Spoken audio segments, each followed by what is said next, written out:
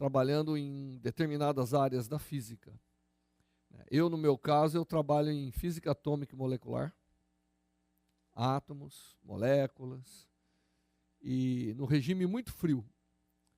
O meu trabalho é trazer átomos a temperaturas tão baixas que eles se comportam diferentemente, eles passam a ter um comportamento quântico como um todo, né? Porque o átomo, embora lá dentro dele, a mecânica quântica está manifestada a toda hora, como um todo a gente pode ainda imaginar uma partícula de massa andando, mas quando você resfria, chegando próximo do zero absoluto, a gente na verdade chega, no meu laboratório, o nosso recorde é 20 nanokelvin. Mas no MIT é 10 a menos 12 Kelvin. Mas para as coisas que eu faço serve. Então a gente trabalha no chamado regime quântico de um gás, que dá origem à condensação de Bose e Einstein. Toda vez que eu dou uma aula de condensação de Bose e Einstein, as pessoas me perguntam, para que serve? Né? Na verdade, o condensado de Bose e Einstein, ele já deu 3 prêmios Nobel. E ele serve para a gente entender melhor a natureza quântica da matéria. E, na verdade, ele é um laboratório para muitas coisas. Eu uso esse laboratório para estudar turbulência. Seria muito bom dar uma aula de turbulência. Turbulência é uma coisa que todo mundo escuta, né? Até o motorista do táxi, se você perguntar para ele, você se preocupa com turbulência? Aí ele vai falar assim, quando eu vou no avião. Não é? Sure. Speaking about turbulence, we remember airplanes. Mas não é assim. A vida não poderia existir se não fosse a turbulência. É incrível. Você sabia que o seu sangue, quando passa pelas suas veias, ele tem que entrar num regime turbulento, porque ele precisa troca, ele precisa gerar troca de oxigênio ou de nutrientes com as paredes. Se fosse um regime aquele do riacho tranquilo, não haveria, no chamado regime laminar, não haveria fluxo nas paredes. A sua respiração não poderia trocar a oxigenação nos pulmões se não fosse a turbulência. Então a turbulência, por exemplo, é essencial.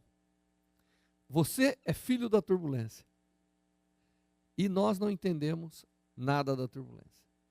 Turbulência é colocado por muitas décadas como um dos desafios. Challenges, né? Que nem nós estamos colocando aqui. Só que a ciência ainda não entendeu. E, por coincidência, o mundo quântico, que parece sempre mais difícil que o clássico, aqui é um lugar onde ele é mais fácil. Pelas questões de quantização do momento angular, dos vórtices, tudo isso.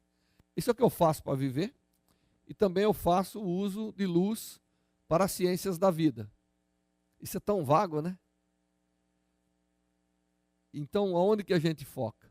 Nós utilizamos luz para tratamento de câncer e controle microbiológico. E no ano de 2015, nós tivemos o Ano Internacional da Luz.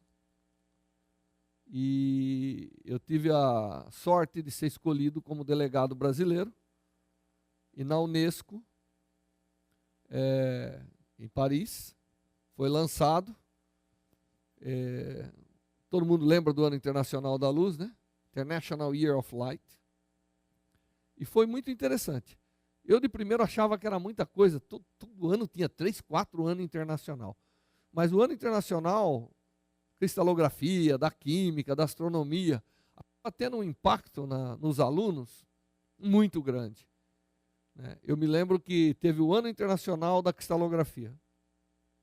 Muitos alunos que estavam terminando o 2º grau não entendiam direito. Eles achavam que aquilo, essa área da ciência chamada cristalografia, só tinha a ver com cristal de sal de cozinha.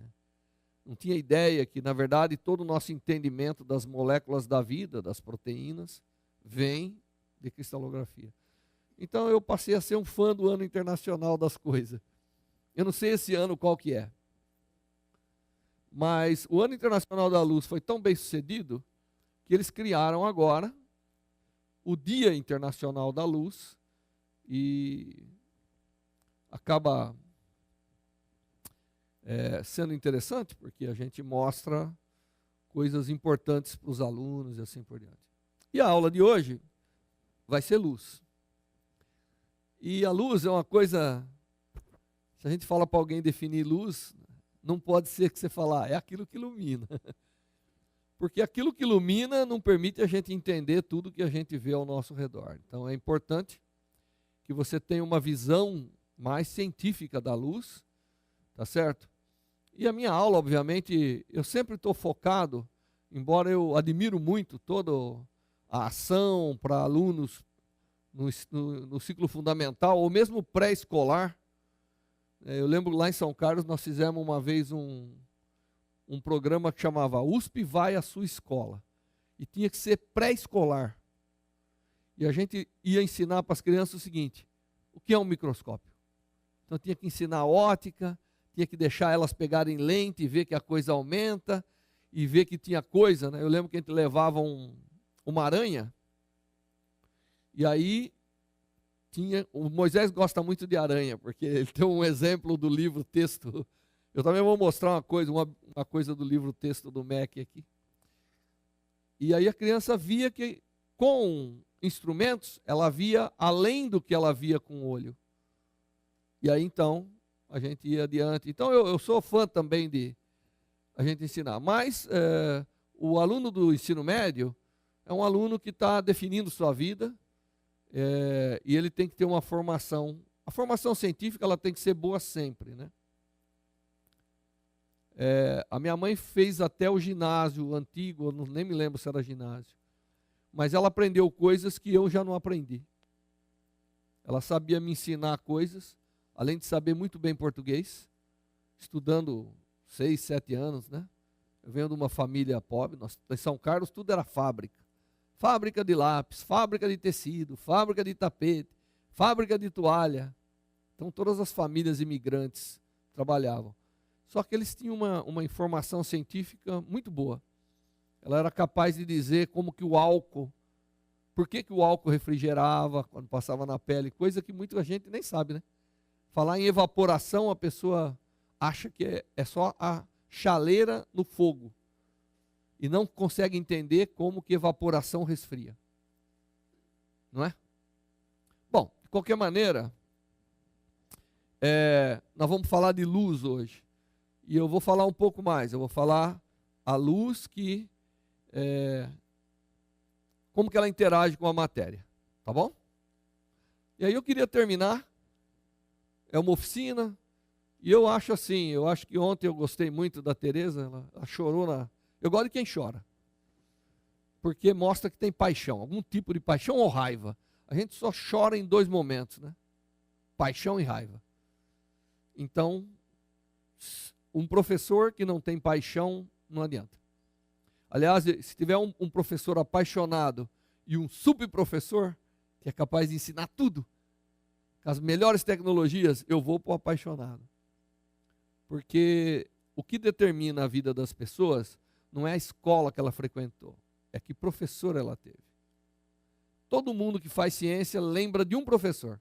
Aquele foi o cara, não é?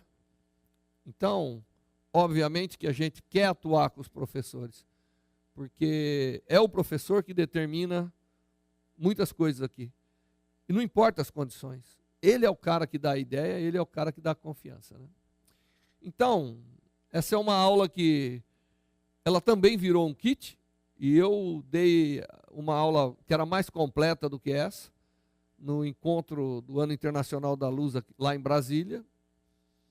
E, obviamente, a gente, físico experimental, gosta de mostrar. Não adianta só o papel. Então, eu vou falar um pouquinho de luz. Muitos de vocês, é redundante o que eu vou falar, mas isso é uma oficina, né? A ideia da oficina é como que esse cara abordaria esse tópico, não é? Isso não quer dizer que você não saiba nada do tópico, principalmente essa audiência, mas é como a gente abordaria. Então, como vamos abordar a luz a essência dela para tudo e como que ela interage com a matéria, que é o mais importante. Porque a luz que não interage com a matéria, você também não enxerga, sabia disso, né? Ela tem que interagir para gerar o que a gente vê. Muito bem. Então,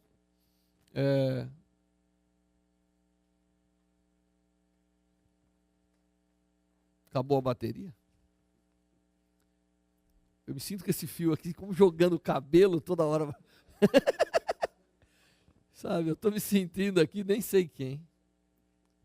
Tá. Bom, eu não tenho que elaborar muito para vocês da importância da luz, né?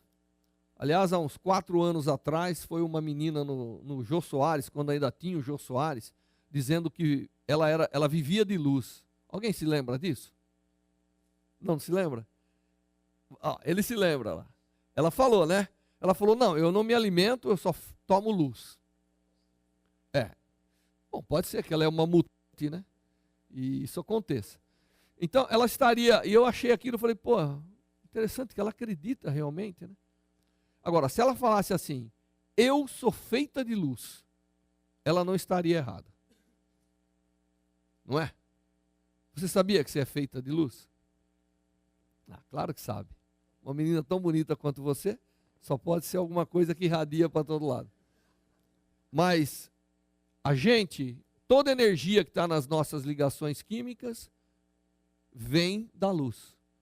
Não tem como a matéria bruta se elaborar se não vier energia do Sol, não é? Então, essa energia foi um dia um pedacinho do Sol. Aliás, eu tinha uma transparência que falava, quanto do Sol está dentro de você? Não é? Quanto de massa o Sol queimou para você existir? E agora eu nem me lembro onde está essa transparência, mas aqui tem que ser um pouquinho mais simplificado. O que eu vou mostrar hoje, na verdade, tem um kit que nós fizemos, que chama-se Entrando na Onda. Ele não está aí, infelizmente, porque o Moisés, obviamente, é o líder nosso para os kits. Eu mostrei ontem, né, as fotografias, tudo. E a gente interrompeu algumas coisas, mas todos esses estão prontos, disponíveis. E esse aqui a gente parou um pouquinho, porque estamos terminando de eletricidade e mecânica, e esse aqui, que inclusive o Euclides, é esse aqui, ó. Mas ele existe. O manual teria que ser um pouquinho mais bem trabalhado, mas ele existe. E a gente já até distribuiu para a Universidade de Uberlândia, acho que não tem ninguém aqui, né? Que eles deveriam testar para a gente, com alunos, para a gente poder chegar ao final. Só que aqui eu trouxe um motor. Claro que isso aqui é homemade, tem uma versão melhorada, que também é numa mala, mas tem esse pequenininho que com a mão você vai fazer tudo que eu sou capaz de fazer. Tudo bem? Tá. Muito bem. Então, e a gente, na verdade, eu sempre peço para os professores, por que você não pede para a sua escola que tem que ter material de demonstração? Não que a sua escola tem que ter dinheiro, mas a diretora vai se sentir obrigada a pedir a alguém. Esses kits foram feitos, não ganhamos nada com isso. Embora a gente tenha patente para impedir que alguém, mesmo com a patente, eles fizeram acordos comerciais, o preço foi escalonando assim. Não é? Como tudo, né? Mas a ideia é ainda voltar e o MEC ter uma ação, e quem sabe a própria universidade vai ter. E eu tenho uma boa notícia para vocês, é que, exceto um que eu tenho que devolver, os demais nós vamos no final escolher uma pessoa que nós vamos ceder alguns, que parece estratégico, e nós vamos sortear os outros. Então, quem vier no último dia. E outra coisa, o debate do último dia, a oficina do último dia não vai ter. Amanhã nós vamos congregar todo o resto das oficinas para a gente poder fazer uma discussão, não é? Para vocês poderem ter uma ideia melhor do que nós achamos de material didático para ensino experimental de ciência e ouvir o que vocês acham, né? Tá certo? Tem gente que acha que com elástico e lata de leite ninho faz boa ciência. Ótimo, é bom. Mas nem tudo você consegue, principalmente aqueles fatos que são mais difíceis de imaginar, né? E aí precisa um pouco mais de algum instrumento mais bem elaborado. Muito bem. Eu não preciso falar então que você é feito de energia, não como a moça do Jô Soares, mas a gente sabe que tem todo um maquinário que pega energia, principalmente a luminosa, e transforma ela naquilo que a gente faz, naquilo que a gente é capaz de executar. Até as minhas palavras aqui têm um pouquinho de luz que eu estou consumindo. Não sei bem de onde, como chegou, mas quando eu como um pé de alface, eu tenho que lembrar que aquele pé de alface era só átomo de carbono e mais um monte de coisa lá no solo até alguém dar energia e fazer esse processo todo. Aliás, eu recebi ontem pela internet que agora estão vendendo um kit de você reproduzir a fotossíntese em laboratório. Não sei se alguém recebeu também. Eu vou comprar, né? Sou louco para ver essa fotorreação aí. Essas fotorreações são importantes. O homem usa muito pouco a fotoquímica, embora é uma área muito bem estabelecida, mas para as ciências da vida, agora é que a coisa começou a decolar de forma marcante. Tá certo? Muito bem. Eu tenho aqui uma parte de um livro, eu não vou botar o livro, mas é um livro recomendado pelo MEC, né? Eu não sei como funciona bem. Aliás, eu também tinha uma transparência sobre as diretrizes básicas da educação, que diz que a gente tem que ensinar a ciência para que as pessoas entendam o mundo ao redor. Essas são as palavras na lei das diretrizes básicas da educação. Vocês devem saber melhor que eu, né? Vocês têm até uma disciplina sobre isso, quem vai fazer licenciatura. Mas aqui tem uma coisa interessante. A energia do Sol vem de seu núcleo, composto pelos gases de hidrogênio, hélio.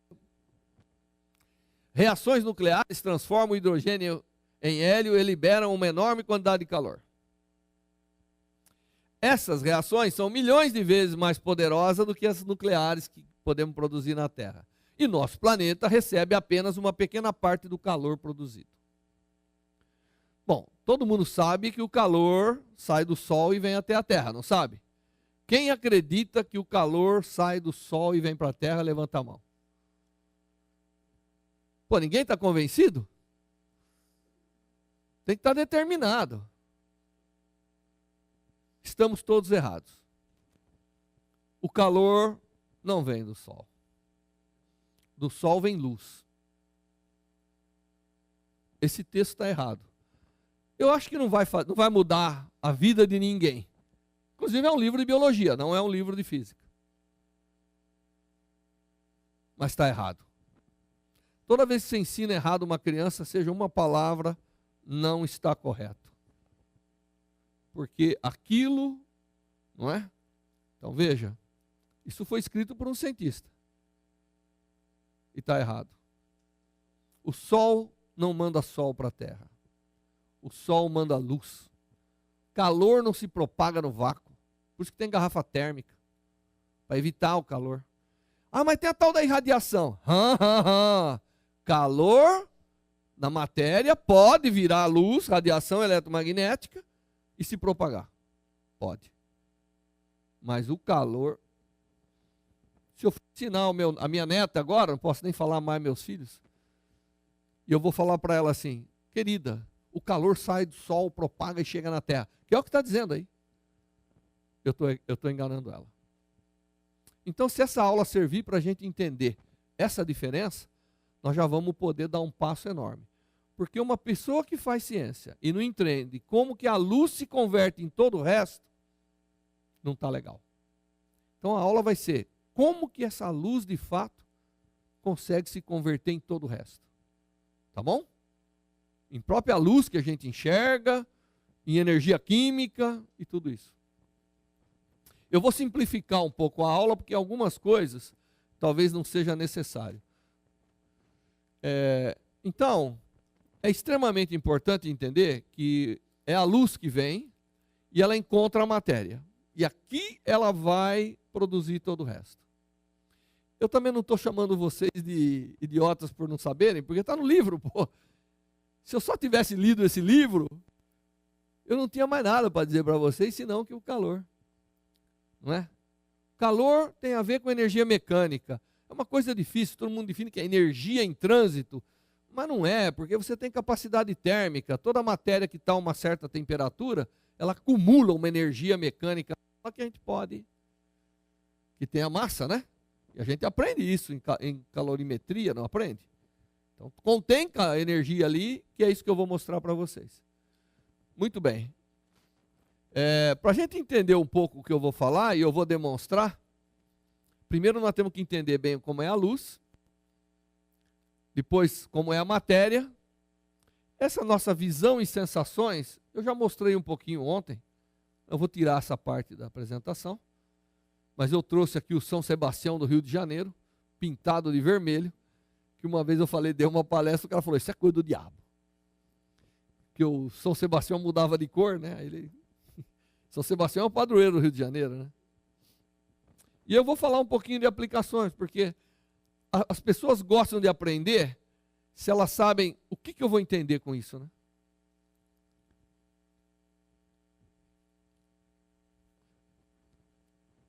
Bom, aqui deveria ter uma parte que a gente explica como que a luz é formada, né? E eu acho que essa parte eu vou pular, mas todo mundo sabe que para formar a luz tem que injetar alguma coisa, energia.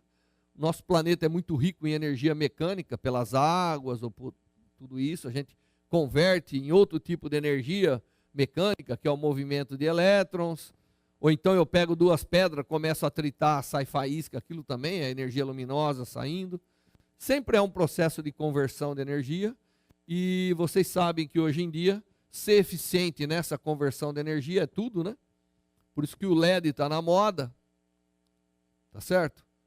Se a gente pegar uma lâmpada comum, uma lâmpada incandescente, eu tenho que pegar energia, converter em energia dos elétrons, corrente elétrica, para que ela gere calor ali dentro, para que aquele corpo muito agitado, e nós vamos tentar entender por que a matéria tão agitada emite radiação,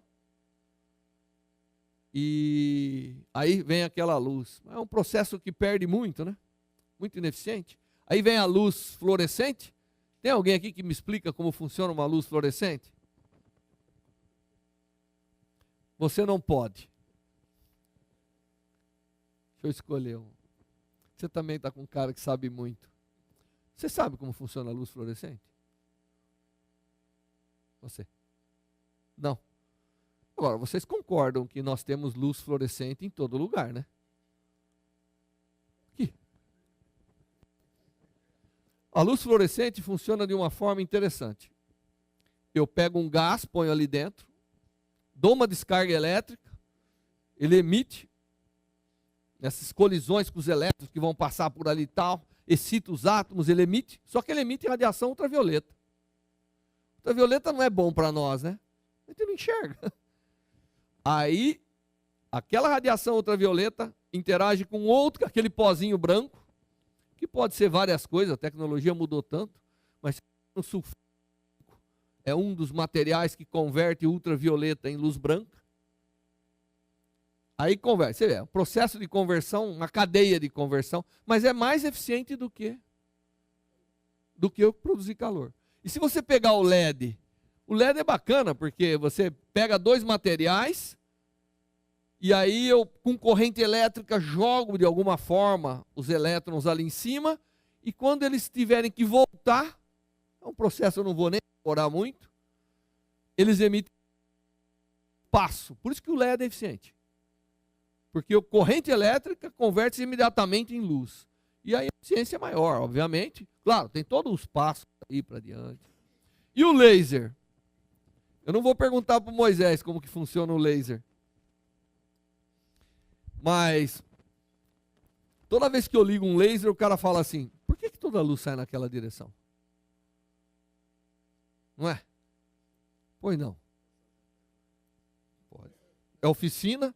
Oficina só falta o martelo e a chave de fenda.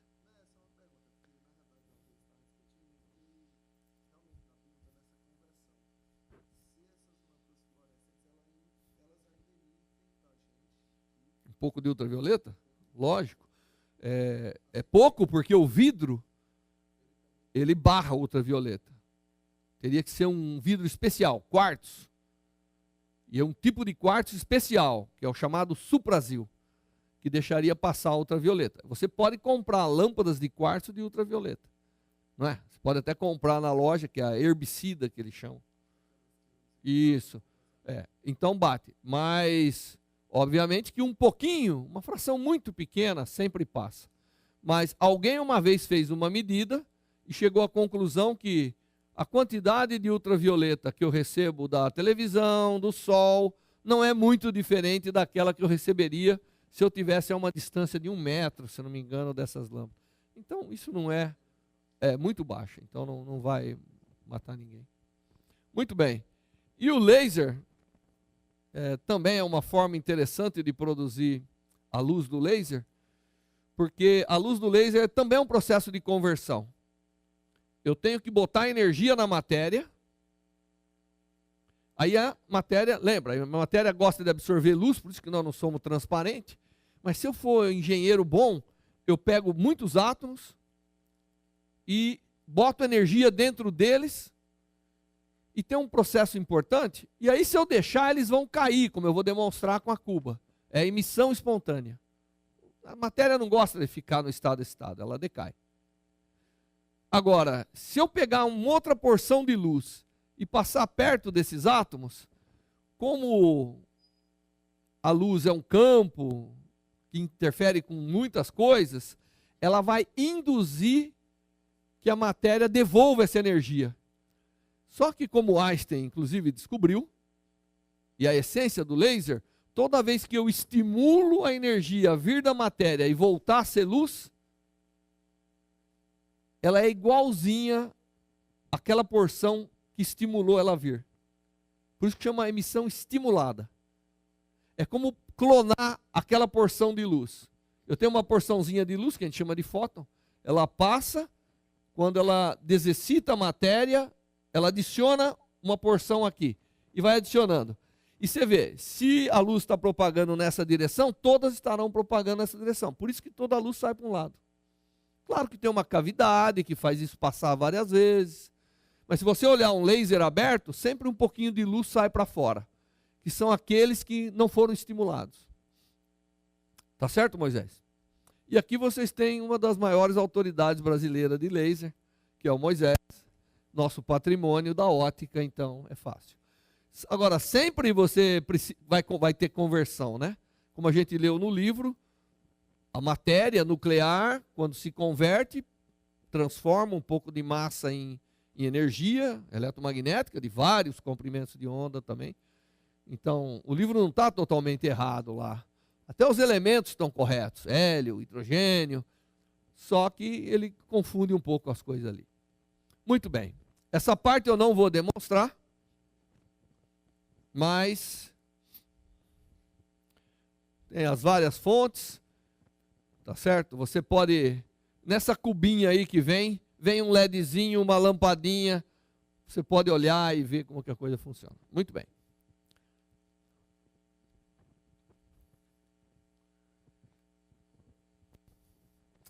Espera um pouquinho, deixa eu fazer isso aqui funcionar. Ele não funciona. Agora ele me danou aqui.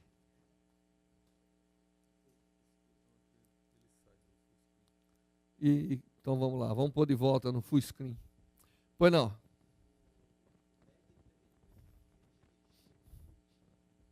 Não é que precisa de menos energia. Dado uma quantidade de energia elétrica, vamos medir assim, né? Que eu coloco nele, a quantidade de energia luminosa que sai é muito maior no LED do que na lâmpada fluorescente. É um fator de 2 ou mais até.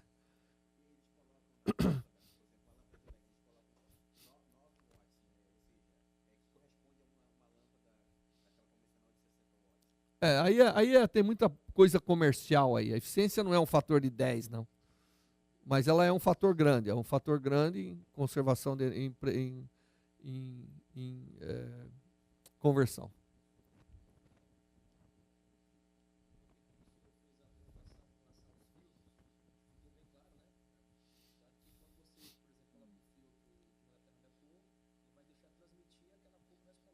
Isso.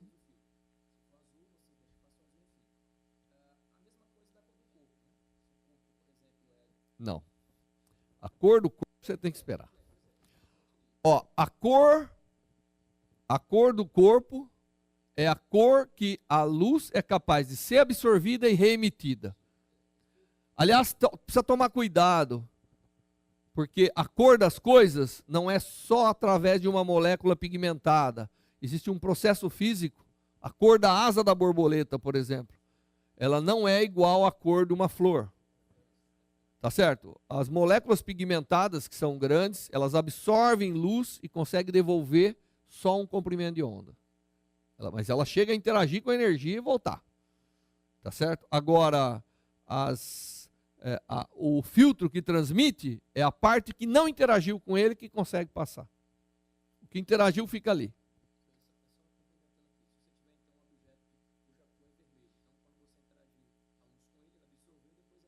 Vermelho.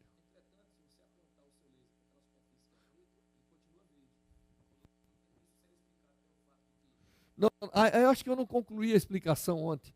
O negócio daqui é assim, olha, o verde, quando você satura, que eu estava explicando porque que você vê o rabinho, é que de cada ponto da tela está saindo todas as cores, porque ela é branca. E se eu saturar o verde, você fica com o vermelho e o azul um pouquinho combinado, que é o magenta. Que você vê um vermelho meio afrescalhado indo para o pink.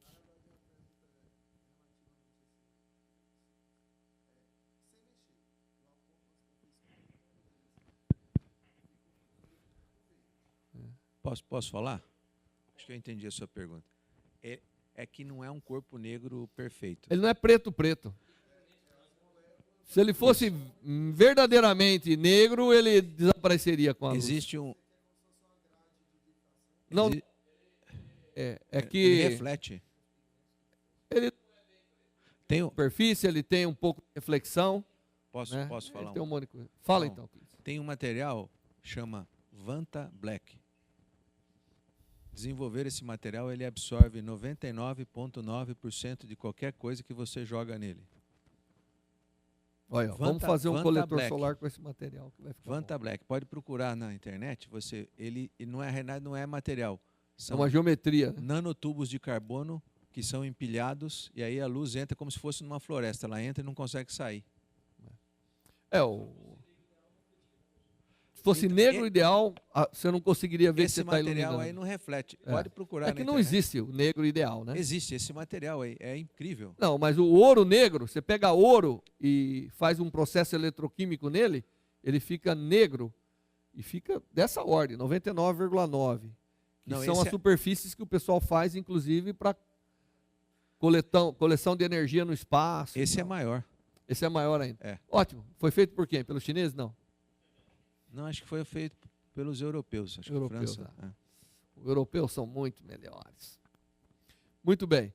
Então, deixa eu explicar um pouquinho para vocês a luz, né? Para a gente entender todo o resto, é melhor... Outra coisa, eu não quero que ninguém fique cansado com a aula, né? Então, se você começar a bocejar e tal, eu vou acelerando. Então, é uma forma de você indicar que eu tenho que sair do caminho. Nós temos que entender um pouquinho da essência da luz. E nós tivemos muitos cientistas importantes que contribuíram para entender o que é a luz. E ela é de natureza elétrica e magnética. Todo mundo sabe disso, né? E ela é uma onda.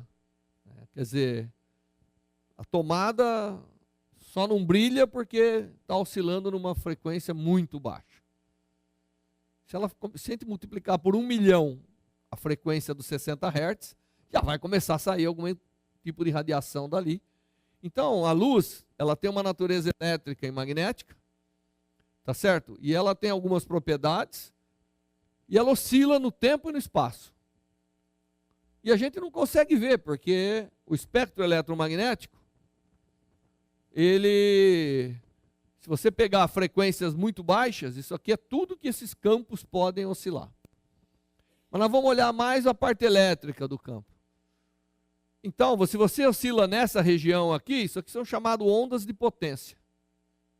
Ela movimenta motor, etc. À medida que você vai crescendo, vem as ondas de rádio, as ondas de micro-ondas, a radiação infravermelho, luz visível, ultravioleta, raio-x, raios gama, raios cósmicos, vai aumentando. Aqui você está realmente em 10 a 26 oscilações por segundo. É muito, né? Mas, para a gente entender como que a luz interage com a matéria, nós temos que entender essa constituição dela. Tá certo? E eu vou então começar a fazer alguma demonstração aqui da luz, para a gente entender, porque a luz, o pessoal percebeu que era onda, porque ela sofria tudo que onda sofria. Interferência, difração. Todo mundo sabe o que é difração? Se não sabe, tem que estudar o livro do Moisés. Mas a gente vai, aqui não dá para a gente pegar e fazer tudo com as ondas de luz, com as ondas eletromagnéticas. Então nós vamos fazer aqui numa cuba, com ondas de água. Mas é interessante que os fenômenos básicos estarão aqui, e aí eu vou poder... Isso, por favor. E a gente tem que apagar a luz. Isso aqui produz ondas, é uma cuba homemade, né? Feita em casa. E como que nós fazemos aqui para gerar as ondas? Tá tudo ligadinho? Tá. Eu tenho algo que chacoalha, a água não está propagando, no caso, né? Os campos ali se propagam, né? Eles oscilam no tempo e no espaço. Aqui é só a energia que propaga, como é também lá. E aqui então eu estou produzindo essas ondas, e ela tem algumas coisas que caracterizam ela, né? Então ela está propagando, são essas frentes de onda. Você não consegue ver aqui, mas depois no intervalo você pode vir ver aqui. Você vai ver que o que você está vendo é a projeção, é onde a água formou uma espécie de lente e eu estou projetando no fundo da cuba. Mas se você olhar na lateral, você vai ver que ela é uma coisa parecida uma função seno, assim, regular, bem bonitinha. E ela está propagando, você vê que eu posso variar a quantidade de frentes de onda por unidade de tempo que eu tenho. Isso chama-se frequência. E dependendo da frequência, a distância entre aumenta. Quando eu abaixo a frequência, isso é o chamado comprimento de onda. Comprimento de onda é a distância entre essas cristas de onda. E a quantidade de onda que passa aqui, se eu tivesse parado, seria a frequência. E aquela frequência que você viu no espectro eletromagnético é essa frequência. Só que agora com esse up and down do campo elétrico, ou da voltagem, se você quiser, né? Porque campo elétrico e voltagem são primos bem próximos, a forma de definir um e o outro. Muito bem. Uma das coisas que acontece é que se eu pegar um obstáculo, e ele tem que ser transparente para você ver, e eu vou bloquear uma parte da onda, você vê que essa onda vem aqui, mas ela vai para lá. Ó. Essa é a difração. Que a luz também acontece, né? Se eu tiver um objeto aqui e botar a luz, se eu pegar aquele laser meu, se eu pegar uma gilete, por exemplo, uma coisa bem sharp, aí você vai ver que a luz vai para o outro lado. Ela vai no lugar que balisticamente ela seria proibida. Esse é o fenômeno da difração da luz. Tá bom? E aqui acontece com as ondas. Então, Huygens, né, Moisés? Foi o Huygens que falou, não, a luz, teve um debate entre Huygens, entre Newton, né? O Newton estava, como sempre, muito além do seu tempo. Ele só enxergava a luz como partículas, que é natural, porque ele fazia mecânica, pô. Tudo que ele queria fazer era uma partícula se propagando, né? E ele justificava tudo. Muito bem. A velocidade com que a onda se propaga, ela depende do meio. Aqui nós temos água. Se eu tivesse óleo aqui, com outra densidade, essa onda mecânica aqui iria se propagar com velocidade diferente. Tudo bem? No meio, quando a luz é luz, nós caracterizamos isso pelo índice de refração. A presença de matéria, que nós vamos tentar entender por quê, muda um pouco a velocidade de propagação da luz. Agora, as ondas também sofrem um outro processo. Pessoal, Aliás, uma cuba dessa, qualquer um pode construir. Isso aqui é bacia de lavar talher. Isso aqui é um motorzinho de batedeira. Tá bom? Então você pode montar um, se quiser, né? Agora nós vamos fazer o seguinte. Vamos fazer uma coisa importante. Vamos dividir essa onda, a mesma onda, veja, a mesma porção da onda, eu vou dividir em duas partes. Então eu divido em duas partes. Observa o que acontece ali. Cria um padrão de intensidade, não cria? Essa coisa colorida que você está vendo é onde a onda é mais intensa. Essa coisa luminosa. Esse padrão que se propaga depois é a interferência. Que também acontece com a luz. E um experimento famoso, equivalente, é o experimento da fenda dupla. A gente joga a onda, a mesma onda passa por dois lugares e gera interferência. Tá certo? Muito bem. Então, depois eu vou deixar brincar, porque aqui tem a gente produzir duas fontes. E aqui também a gente vê que ou eu pego a porção da mesma onda e divido, ou eu gero duas ondas completamente sincronizadas, o padrão é o mesmo. Então isso aqui é duas fendas, e eu fiz duas coisas complementares, que depois você vai vir aqui, quando acabar a aula, vai substituir isso por isso, e você pode comparar, que dá o mesmo padrão.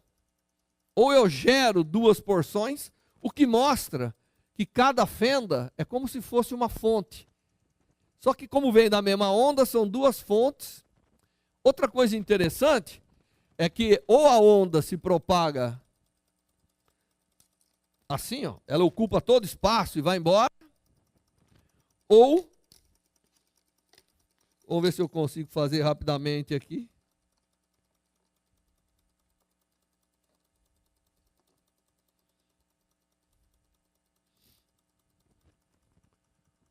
Aqui tá, eu precisava pegar o outro aqui.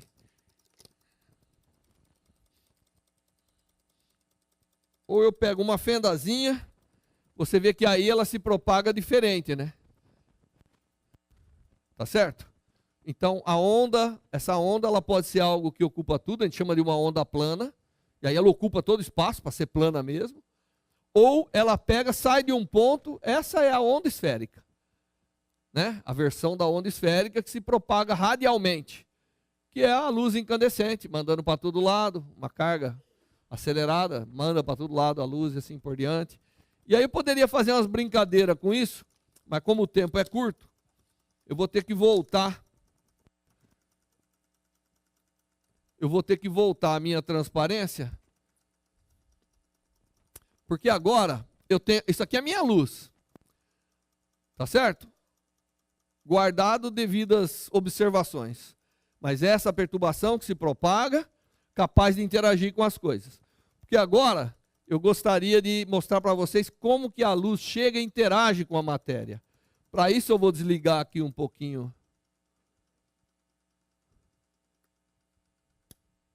a minha onda, minha fonte de luz, e vou voltar à transparência, jogando meu cabelo assim para as costas.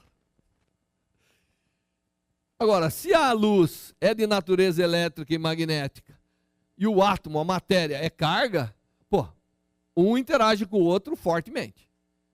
Não interage? Porque a eletricidade, a parte elétrica da onda, adora ver as cargas. E além disso, carga e movimento é como se fosse corrente, né? Tem momento, lá tem um monte de coisa dentro do átomo que a gente aprende, lembra do modelo de Bohr, coisa que acho que aprende no colégio hoje, né? Aprendia. Não aprende mais? Bom, de qualquer maneira, tudo que tem carga, carga em movimento, tudo isso, interage com campos elétricos e magnéticos, é assim que a gente aprende. Então, a luz interage com a matéria. E a gente não é transparente por causa disso. A questão é, a matéria, ela é que nem um pêndulo, ela só gosta de absorver energia quando ela vem com a frequência correta. Essa é a cara importante da matéria, que se chama a cara quântica dela, e que essa luz absorvida pode acontecer várias coisas, tá certo? E como que de fato acontece? Olha, na verdade, a carga num átomo, numa molécula, de uma forma bem pitoresca, ela é uma distribuição ao redor do núcleo. E aí você pega essa voltagem da luz e chega no átomo. Se você fosse uma distribuição de carga e eu fosse o campo elétrico, nós sabemos que carga e campo elétrico dá uma força. Contrário. Então, se o campo cresce aqui, como nós estamos falando de elétrons, ele vai contrário. Então, se você fosse uma nuvem de carga ao redor do átomo, isso todo mundo aprende, que é os orbitais, as ligações químicas e tudo isso. Quando a luz chega, ela deforma um pouco essa distribuição de carga. Joga para cima e para baixo. Tá certo? Isso é o que nós chamamos de excitação. Se por acaso eu excitei suficiente para ela permanecer naquilo, a gente chama de uma transição eletrônica. E aí estuda anos para entender isso aí do ponto de vista quântico, mas não importa. O que importa é que a luz tem essa capacidade de chacoalhar as cargas. E carga chacoalhando, todo mundo sabe que uma carga produz um campo elétrico, não é isso? E se eu chacoalhar ela, o que ela vai fazer com o campo elétrico? Vai oscilar. Mas se é um campo elétrico que oscila, Maxwell nos disse que propaga. Então, da mesma maneira que luz pega a matéria e chacoalha as cargas, dando energia, a carga oscilando também gera energia, gera luz. Entenderam? É assim que eu jogo luz em você, a luz vai, interage com as suas cargas, uma parte volta. Tá certo? E como a forma de interagir depende de como é a distribuição de carga, todo mundo imagina isso, né?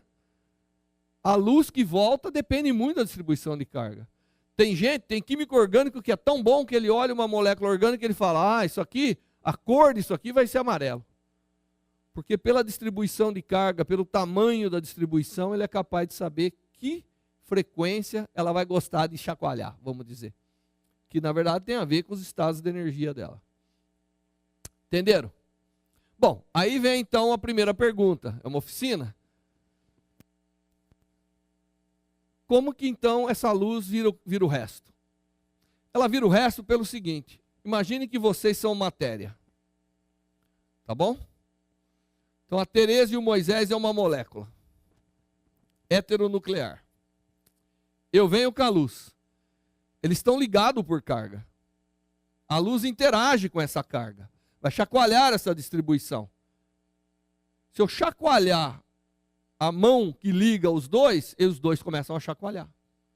Então, quando a luz interage com a matéria, é muito provável que chacoalhando a distribuição de carga das ligações químicas, os núcleos começam a... Aí significa que eu tenho que parar já? Ainda não. Isso é o calor. Essa vibração que eu transfiro, porque se todos vocês estão ligados e eu começo a chacoalhar as cargas que liga, todo mundo começa a chacoalhar. Esse é o calor. A luz interagindo com a matéria transforma-se em calor. Esse é o calor que é importantíssimo para a gente. Porque também esse chacoalhamento de cargas torna reações químicas possíveis. Como é o caso da fotossíntese. Aquela reação é quase impossível de ser conseguida. Mas quando a luz vai e modifica a distribuição de carga de uma determinada molécula, ela torna possível aquela molécula se transformar em outras. Isso é a fotorreação que acontece. Então a energia da luz vem, ou ela vai interagir com as cargas, não tem jeito. Porque nós somos feitos de carga. Ou um pouco de luz volta, então eu enxergo, ou transforma-se em calor, ou numa fotorreação.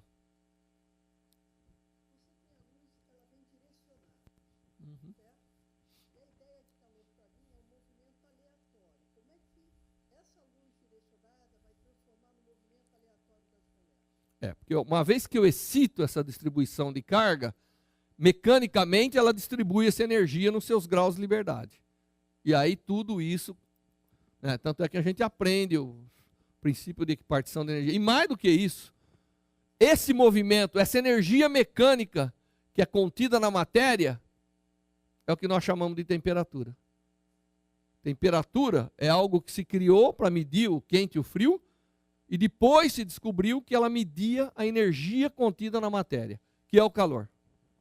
Isso é, de fato, o que nós chamamos da energia térmica que está ali dentro. E essa é secundária. O Sol vem luz. Se todo mundo aqui fosse transparente à luz do Sol, tudo continuaria matéria bruta aqui, porque não teria como transformar essa energia. Estão entendendo? Bom, mas eu quero mostrar isso aqui. E obviamente vira vibrações, vira rotações, e todo mundo sabe como funciona o micro-onda. Micro-onda é uma radiação eletromagnética em mais ou menos gigahertz, mega e giga, que interage com as moléculas. Vocês sabem como funciona o micro-onda? Todo mundo sabe, né? Porque você chega na sua casa e seu filho pergunta: como funciona o micro-onda, papai? E você então dá aquela enganada geral, né? Não, mas todo mundo tem um micro-onda. Ele vai, de alguma maneira, consegue chacoalhar as cargas lá, é um pouco mais complicado, mas ele faz a molécula de água rodar. E a molécula de água rodando, ela bate em tudo que está próximo. Aí ela faz tudo aquilo vibrar. Aí aquece a carne. Então até que carne seca não é bom no micro-ondas, né? Tem que ser carne. E a coisa é tão interessante que você põe um copo de água, liga o micro-ondas, em baixa potência, deixa. Aquelas moléculas estão rodando tanto no seu sítio, a hora que você tira, ela bum, aí ela vira aquele movimento, aí ela entra em ebulição. Inicialmente tudo é energia rotacional. A hora que você dá uma chacoalhadinha, ela vira translacional. Aí as moléculas ganham essa energia translacional que entra em ebulição. Tá certo? Muito bem. Eu vou demonstrar aqui que a minha onda, preciso novamente, eu trouxe um átomo aqui. Esse aqui é o nosso átomo. Já que isso aqui é nossa luz, é perfeito que esse seja o átomo. Esse é um átomo, e ele está aqui agora.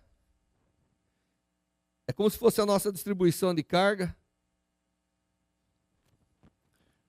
E o que nós vamos fazer aqui? Nós vamos meter onda em cima dele.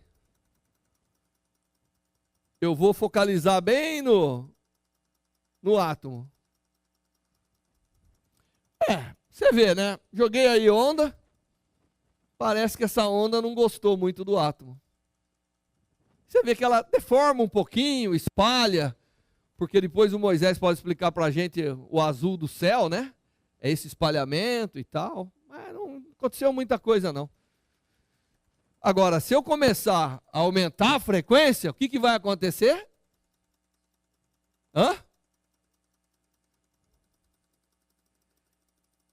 Nada. Aqui é o caso onde mais não ajuda. Mas se eu colocar na frequência correta,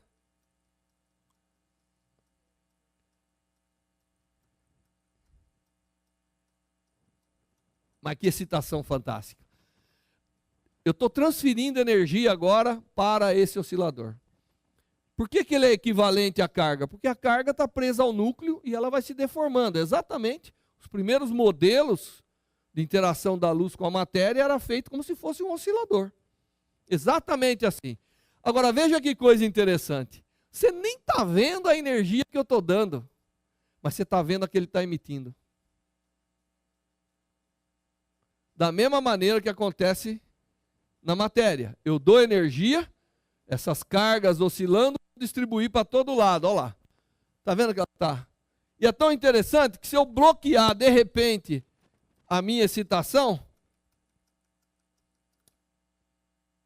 ele continua emitindo. Até ele descarregar essa energia.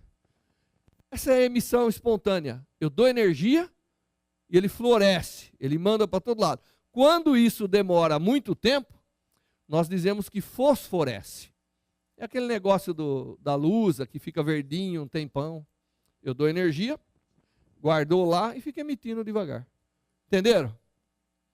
Essa é a forma correta que a luz transforma-se em energia na matéria, e isso vai causar muita coisa. Se tivesse um outro oscilador embaixo, que estavam assim, quem sabe com esse movimento eles não iam encontrar e se colar. É a fotorreação. Isso eu preciso implementar na Cuba ainda, não consegui uma fotorreação. Mas essa parte é muito interessante. E aí depois tudo volta ao equilíbrio. Se eu ligar de novo,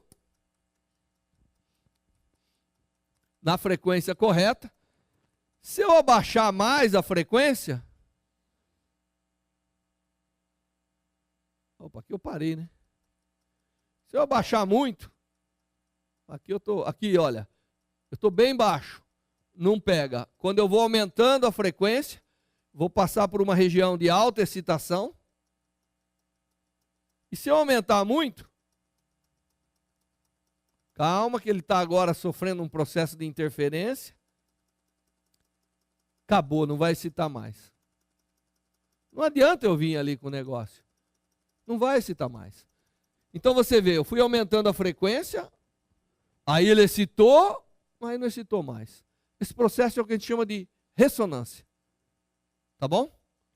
E é por isso que, dependendo da distribuição de carga, que seria uma mola diferente, tem uma frequência exata para excitar.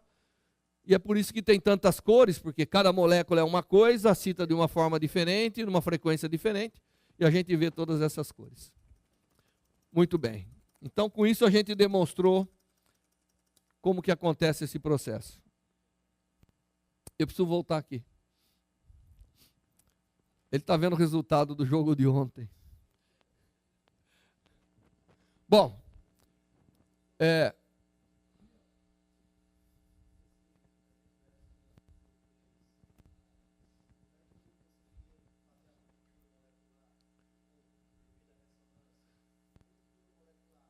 a ruptura. Vamos supor que ao invés de uma bolinha, eu tivesse duas bolinhas ligadas por uma molinha fraca. Nesse movimento, eu sou capaz de pegar, chega uma hora, ela aumenta a amplitude e rompe. Isso que a gente chama de dissociação. Aliás, tem outra coisa que eu não mostrei para vocês, é que se eu conseguisse fazer ali algo que absorve muito, eu arrancaria o elétron do átomo. Se eu fizer uma força no elétron maior do que a força que o núcleo faz, eu arranco. Isso chama ionização. E como a estrutura das moléculas depende de como as cargas estão distribuídas, quando eu arranco carga, a estrutura pode mudar. Isso é o perigo para as moléculas que determinam a vida, o DNA, por exemplo. Se eu mudo a estrutura, pode ser que ele replique, crie moléculas com estrutura levemente diferente, que é a mutação. Tá certo? Que inclusive causa câncer, etc. Bom,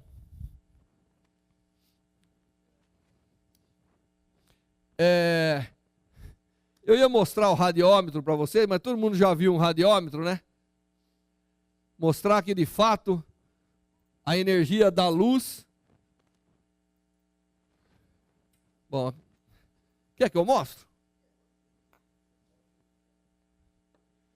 Então eu vou tirar meu átomo.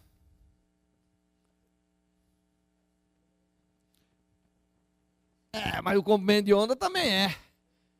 Tudo é grande aqui. Certo.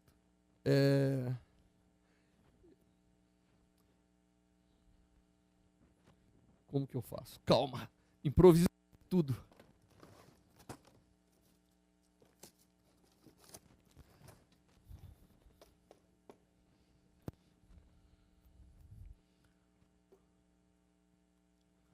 Esse é o radiômetro.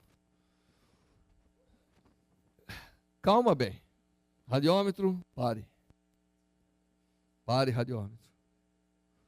Dê um minuto ao radiômetro. O radiômetro é uma superfície negra, colocado ali de tal maneira que ele possa rodar. Eu só vou mostrar para vocês que, de fato, a luz carrega muita energia que vai virar energia mecânica, tá bom? Porque a hora que isso aqui começar a rodar, é que nem a molécula da água no micro-ondas, tudo bem? É energia. Então tá paradinho, aqui é luz, é um laser. E eu vou ligar o laser aqui. E obviamente, a única coisa que passa pelo vidro, pessoal, é a luz. Calor não está passando. Opa, desculpa. Pega a lâmpada ali do... Vou fazer isso rodar que nem a molécula de água. A lâmpada do nosso negocinho do planeta Terra ali. Qualquer luz. E aqui, olha, às vezes as pessoas explicam errado. Que eu vou mostrar que a luz, como ela carrega energia, ela também carrega momento. Isso é uma das grandes coisas da relatividade. Se tem energia, tem momento. Não precisa ter massa. E esse momento pode ser transferido para a matéria. O efeito do rabo do cometa, contrário ao Sol, aquele negócio todo. Aqui não é isso. Aqui é exatamente o que eu expliquei para vocês. A luz sendo absorvida, virando calor, aquecendo as moléculas que estão ao redor. Essas moléculas emergem da superfície com alta velocidade e deixam o recuo, que isso aí começa a rodar. Então, nós vamos botar uma lâmpada mais, com maior... O laser, óbvio, é bom. 110. Essa lâmpada seria 220, mas não tem problema. Aqui está acontecendo tudo que eu demonstrei para vocês. A energia eletromagnética, campos elétricos e magnéticos, sendo absorvido pela matéria, virando energia mecânica. Aqui no caso é rotação, mas acredite, como ali dentro tem um pouquinho de gás, dá para segurar aqui, Euclides? Isso aqui é o nosso Sol lá do outro kit. Segura aqui, perto. Não, aí não, é muito longe. Ah, mas tem que mudar a coisa. Não, não dá tempo. Segura aqui. O assistente...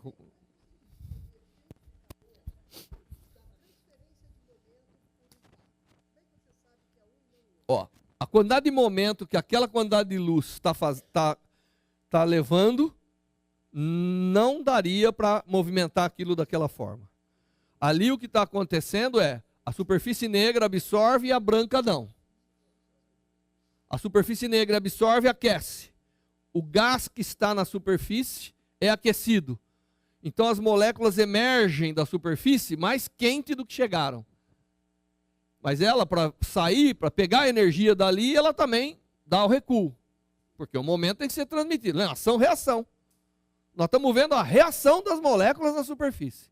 Posso falar isso, né, Moisés? Perfeitamente. Então, esse é um exemplo do que eu falei. Aliás, o micro-ondas é assim. Você dá energia, a molécula de água começa a rodar. A molécula de água é que nem um bonequinho, né? É um oxigênio com duas perninhas, que é o hidrogênio. Ela começa a rodar, aí ela bate em tudo, vai aquecendo, as proteínas começam a chacoalhar e denaturam. Que é aí que você consegue cozinhar as coisas e assim por diante.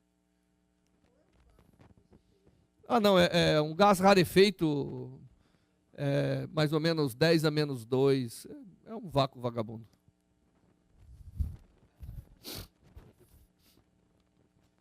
Bom, isso aqui é uma prova da conversão de energia luminosa em realmente energia mecânica, que é a essência da vida.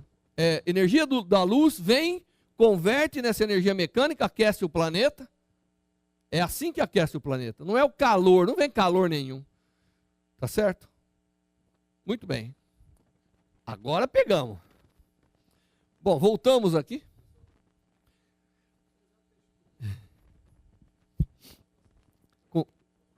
Com o quê?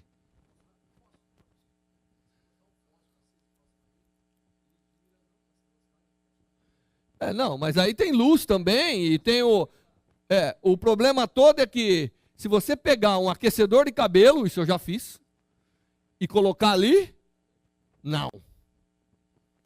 Se você jogar ar quente ali, não vira nada, porque o vidro é um péssimo transmissor de calor. Tanto é que você pega um pedacinho de vidro, você praticamente funde de um lado e não acontece nada do outro. Tá bom? Há uma vela, tudo que dá luz, no comprimento de onda capaz de passar pelo vidro, se não passar pelo vidro, não atinge a pá. Agora, não passa pelo vidro só o que eu enxergo. Passa o infravermelho também, isso é energia, tudo é energia. A parte branca, vamos supor que os dois lados fossem preto. Ele está aqui mandando mensagem. Mas imagine que os dois lados fossem preto. Eu ia usar ele como minha superfície. Dá para você ser minha superfície? Então vem cá. Ele é minha superfície. Vamos supor que agora é preto dos dois lados. Então, o que acontece? Caladinho, bem. A luz vem aqui, absorve, as moléculas são aceleradas, ele receberia um recuo para cá.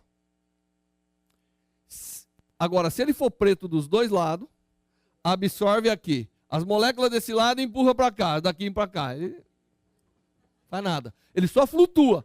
Aliás, tem flutuação. As flutuações são importantíssimas. O movimento browniano, aquele negócio todo existe.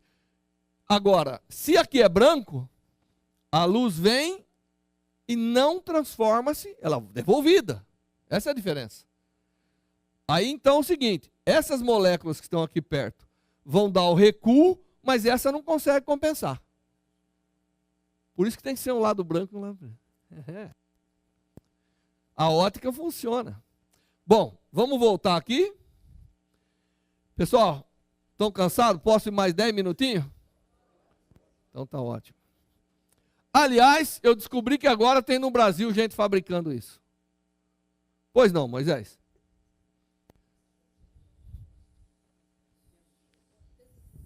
Tem, o da Madonna. É só para comentar, dá para ouvir? Tá ok. É um comentário. Isso que o Vanderlei mostrou é um radiômetro e o efeito é produzido por correntes de convecção no que sobrou de ar lá dentro. Isso. Mas, se você tiver esse sistema no vácuo, a luz também pode provocar esse tipo de situação, isso, porque a luz transporta também momento. Eu já falei, Moisés. Eu não ouvi, então. Eu falei. E quem primeiro... Falei, não falei? Só que o momento aí é muito menor. É. E a rotação é muito menor. Mas o Moisés, eu vou falar da desaceleração dos átomos agora, que é esse momento da luz transferindo. Mas esse efeito é via térmico. É o que se chama pressão da radiação. Isso. E quem primeiro teve essa ideia foi Kepler. E Kepler explicou assim, porque é que quando um cometa está passando perto do Sol, a cauda sempre aponta para longe do Sol. Isso é a pressão da radiação solar sobre partículas, essencialmente de gelo, que é o que forma a cauda dos cometas. Mas foi ele o primeiro que descobriu que a radiação luminosa provoca uma pressão. Muito bem. Obrigado, Moisés. Excelente complemento. Aliás, eu uso essa pressão para fazer meus átomos acelerar. E quando a radiação eletromagnética carrega uma quantidade de energia por unidade de volume U, que a gente chama U, 1/3 dela é a pressão que você faz numa superfície. Tá certo? Isso pode ser calculado e tal. Quem falou que estava fazendo o meu curso de física moderna pela internet? Lá tem a dedução disso, né? Muito bom. Bom, vamos voltar aqui. Euclides, obrigado aqui. Me ajuda aqui a desligar. O nosso Sol, que ficou mais agora...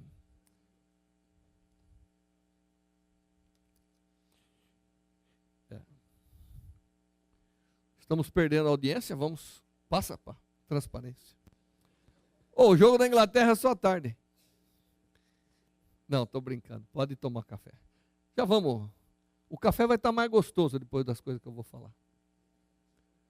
Agora eu vou falar como que a cafeína age, por que a luz é importante para produzir cafeína. Muito bem. Bom, eu já falei tudo isso. Nós não podemos sair daqui hoje achando que calor se propaga no vácuo, que o Sol traz calor para a Terra, tá certo? O Sol traz luz, que se converte em calor, que é essa energia mecânica. Eu tinha aqui uma molécula, mas acho que ela não vai funcionar.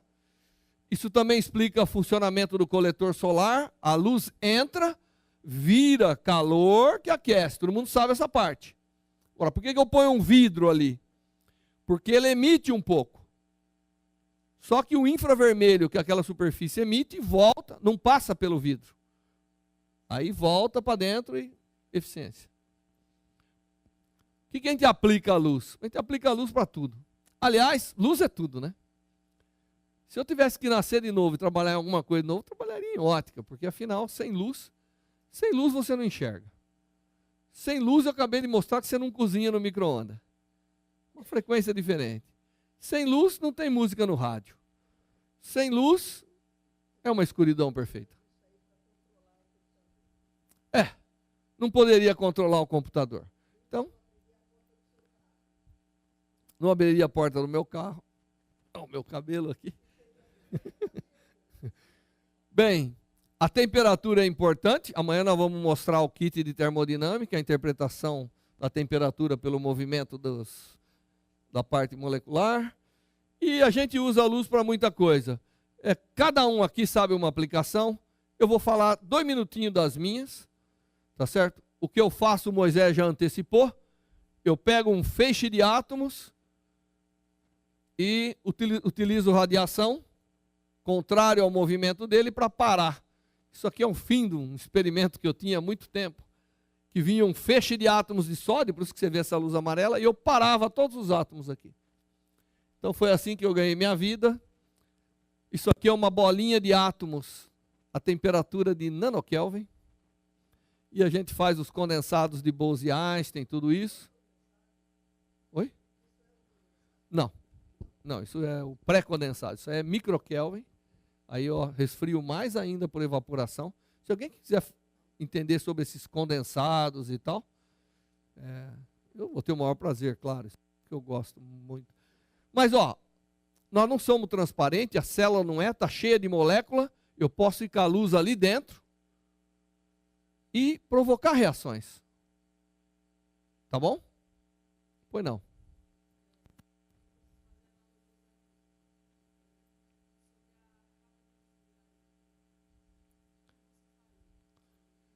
A capa da invisibilidade é assim. Vem me ajudar aqui. Vamos supor, capa da invisibilidade. Esse cara aqui trabalha com plasmônica, que faz a capa da invisibilidade. Vamos supor que ele é um material que está aqui. Eu jogo a luz, eu vejo a luz, estou vendo ele. Mas vamos supor que essa luz aqui, ele vai absorver, e por um mecanismo que depois vocês conversam com o Euclides, que ele vai explicar, que é plasmônica, ele vai emitir a mesma luz para lá. Entendeu? Então eu vou jogar a luz vai desaparecer, só que ele vai emitir a mesma luz para o lado de cá. Então alguém que está aqui não consegue enxergá-lo. Porque você enxerga a luz que vem das coisas. Mas se eu estou aqui, o Moisés está emitindo toda a imagem dele. Eu estou observando. Aí eu boto ele. Não estou mais enxergando. Ele não é invisível. Mas se por acaso todos os raios que vêm do Moisés forem absorvidos e reemitidos com as mesmas propriedades que a gente chama amplitude, fase, tudo esse negócio, o que acontece? Eu vou ver o Moisés de novo. Então ele não importa, ele é invisível. É assim que funciona. E a maneira de fazer isso é com nanoestruturas, que chama-se plasmônica, que Euclides é que faz isso. Você conversa com ele depois que ele vai te explicar. Tá bom? Muito bem. Mas tem um processo aí. Deve existir uma forma física de você saber que ali tem um manto da invisibilidade.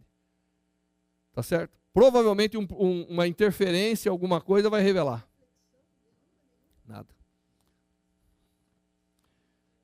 Bom, tudo isso é um sonho, né? Ninguém nunca fez um. Fez? Que tamanho, Euclides? Para micro-ondas. Você tem que pôr lá no micro-ondas.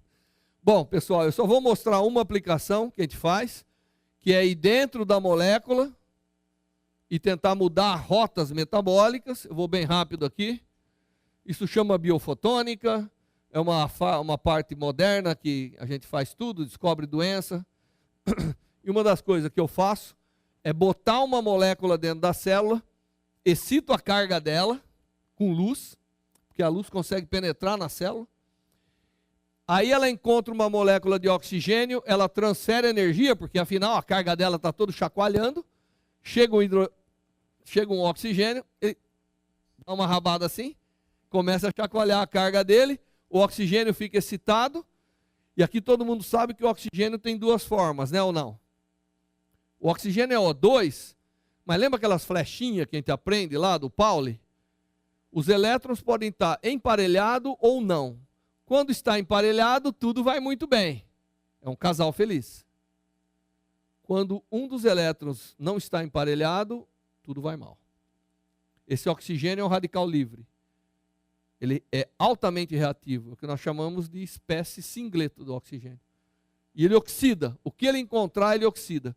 Se isso aqui for uma célula tumoral, você mata ela imediatamente. E eu tenho gasto uma parte da minha vida trabalhando com essas técnicas. Isso já é no Brasil uma técnica poderosa. Nós já montamos 100 centros pelo país, mais de 100. Um dos hospitais que mais faz é o Hospital de Bom Sucesso, no Rio de Janeiro. E isso aqui é um tumor, a gente faz, é oxidativo, parece que queimou com fogo, né? Mas não é. E dali a pouquinho não tem mais nada. Nós temos tratado muito tumor, são mais de 9.000 pacientes já tratados no nosso programa. Agora é uma técnica aprovada pela Anvisa, com empresas que nasceram. Essa é uma outra vertente que eu tenho. Eu gosto de conhecimento que vira empresa. Em São Carlos nós já formamos mais de 40 empresas de ótica, que empregam hoje mais de 1.200 pessoas. Todas elas trabalhando nessas técnicas. Isso aqui eu não sei se vocês viram no Jornal Nacional, que a gente joga um pozinho na lagoa, ou no lago, ou no vaso, e a larva da dengue absorve essa substância. Na hora que o sol nasce, a luz do sol vai e oxida, matando as larvas. E agora vai começar em campo isso aqui. Não, isso aqui é a larva do Aedes aegypti. Ué? Não é ele que causa? Ah, tá. Imagine a mesma coisa pode ser usada para tratar a infecção. Todas essas infecções têm sido tratadas. Nós somos os pioneiros no condiloma, HPV para mulher, onicomicose, infecção das vias respiratórias. Isso aqui é uma transparência da Universidade de Harvard, que se refere aos nossos trabalhos na odontologia, vias respiratórias. A coisa está tão interessante que eu dou um inalador para uma pessoa, ilumino extracorporeamente, vou lá, reajo dentro do pulmão dela, sem entrar dentro do pulmão, e mato todas as bactérias. Tá certo? Todo mundo sabe o que é a onicomicose, ou não sabe? Unheiro. Você sabia que a cirrose hepática nas mulheres brasileiras aumentou 300%? Para um pinguço de botequim, ele vai falar, tá vendo? As mulheres estão bebendo mais. Mas não é isso não. É que elas estão bebendo mais fungicida. Seja para candidíase, seja para micose, seja para doenças genitais, qualquer coisa. E isso destrói os hepatócitos. É verdade, é um fato isso. E essa técnica permite você tratar a micose de unha. Olha, aliás, isso tudo que eu estou falando já é disponível no mercado. Pois não. Não, isso tudo está disponível. Não. É assim, ó. A primeira coisa que vai ser SUS aqui é o câncer de pele e o câncer de colo de útero. Eu acho que eu não estou aqui com a animação do câncer de colo. Não, é para tumor que eu consigo colocar a droga, em geral a sistêmica, e consigo iluminar. Mas nós tratamos hoje cabeça e pescoço, câncer de bexiga, câncer de colo de útero, já tratamos muito esôfago, pâncreas não. Aqui é o colo de útero, aliás, nós ganhamos o prêmio Mercosul de inovação tecnológica, tratando o câncer de colo de útero de mulheres. Serve para beleza também, a gente vai lá e decapa pessoas que têm esse problema de acne ou que quer ficar mais bonita. Esse é o novo programa. Esse aqui, olha, é o projeto dos ratos. Isso aqui é um ratinho que vai ficar com pneumonia. Essa aqui é a nossa maquininha que ilumina o rato, depois dele inalar um negócio. Esse aqui é um grupo, ó. Isso aqui foram feitos com 50 ratos. Esse aqui, todos que tinham pneumonia e sofreu o nosso tratamento, não morreu. E os outros vão morrendo, né? Isso aqui é uma curva típica em medicina, chama a curva de sobrevivência. Agora está sendo preparado para ir para o humano. A coisa é tão desesperadora que as prefeituras estão me dando dinheiro para eu montar a máquina para o ser humano. Toda semana eu recebo uma ligação dizendo: meu pai está internado na UTI, com infecção, com pneumonia, o antibiótico não está respondendo, que é o grande problema. Posso levar para São Carlos? E eu toda semana tenho que ir com lágrima nos olhos dizer: só sei tratar rato. Porque nós agora recebemos a permissão para tratar ser humano, e a máquina está sendo construída, porque tem que ser uma iluminação com infravermelho inteira, mas ela já está em São Carlos, e a gente acha que vai ser um sucesso. Esse aqui, quem gosta de publicar trabalho, é o meu trabalho aceito mais rapidamente, 24 horas. Eu mandei, o editor aceitou em 24 horas. O que para nós que publicamos nas revistas americanas e tal, isso normalmente a gente fala em um ano. Esse trabalho foi aceito em 24 horas. E eu tenho muita esperança com ele. Isso aqui é uma técnica nossa para desinfectar o tubo de intubação durante a intubação. Eu faço um sol gel nele, ilumino com uma fibra ótica, que você não está vendo, e ele evita a formação de colônias bacterianas. A ideia é que a pessoa que é intubada, que hoje é garantia que vai ter uma infecção, porque o corpo estranho é que gera a nucleação das bactérias. E aqui esse aqui é uma outra. Isso aqui nós estamos limpando o sangue. A gente pega o sangue, separa em células e plasma, passa por uma maquininha, cuja patente é nossa, embora os canadenses e suecos estão produzindo, a patente é nossa. Nós não negociamos a licença, mas já estamos lá com os advogados. E eu descontamino, usando luz, matando até hepatite, a gente consegue limpar do sangue.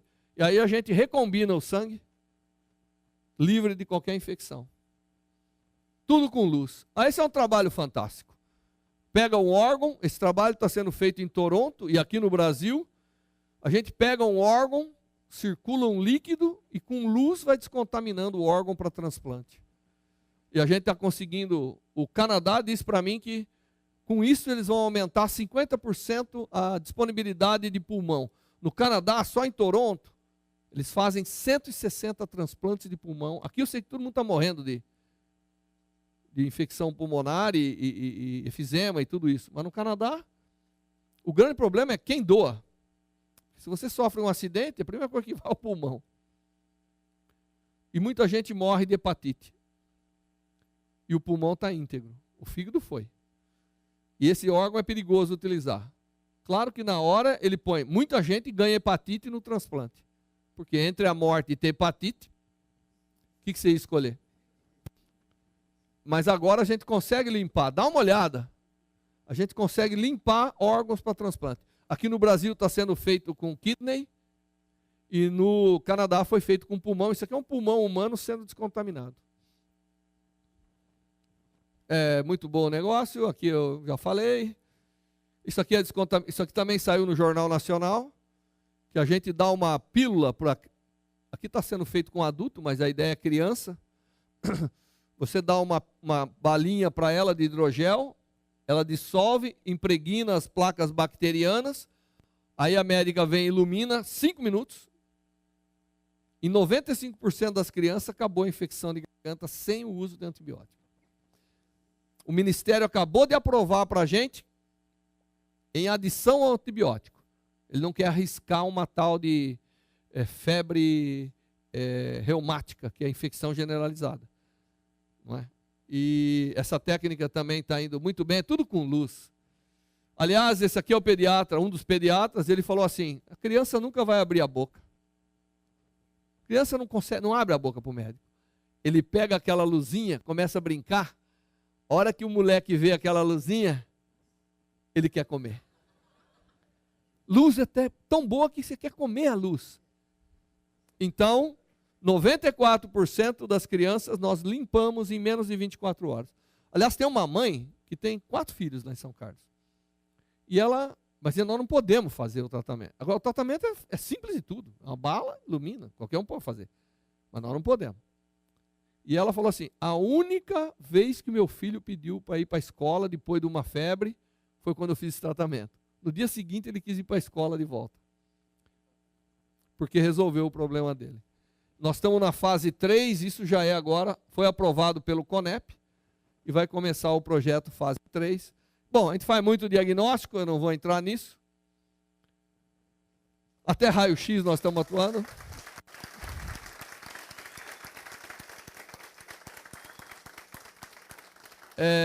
Bom, eu queria agradecer. A ideia da aula, obviamente, era mostrar como que a gente pode explicar a luz de uma forma mais materializada, que é difícil, né? Tudo que tem luz